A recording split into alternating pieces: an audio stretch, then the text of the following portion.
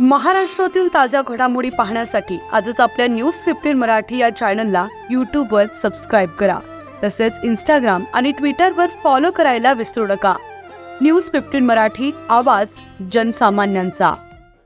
अध्यक्ष महाराज, सरकार अस्तित्वात आल्यानंतरच्या घटना अध्यक्ष महाराज आणि आंबेडकरी जनतेमध्ये आणि बीडमध्ये झालेल्या घटनेचं अध्यक्ष महाराज पूर्ण राज्यामध्ये हाहाकार माजलेला आहे. अध्यक्ष महाराज, आपण कस्टोडियन आहात आमचे अध्यक्ष महाराज, आणि आपल्या माध्यमातून आम्हाला न्याय मिळेल अध्यक्ष महाराज, राज्याच्या जनतेला न्याय मिळेल.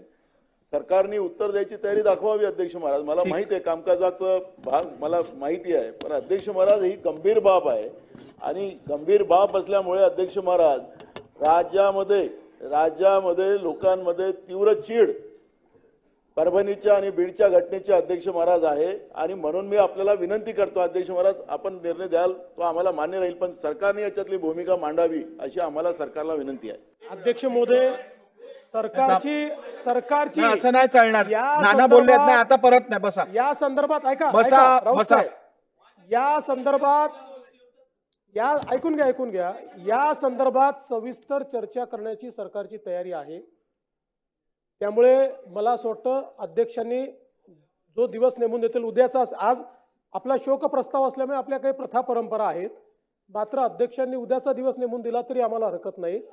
या संदर्भात पूर्ण सविस्तर चर्चा आपण करू.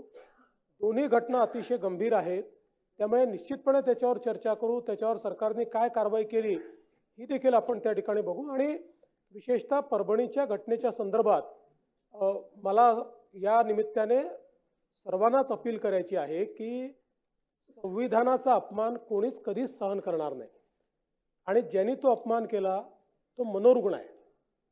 मनोरुग्णांनी अशा प्रकारचा अपमान केल्यावरही कारवाई झालेली आहे. तथापि तिथे एक संतापाची लाट आली, त्याच्यामध्ये काही गोष्टी झाल्या.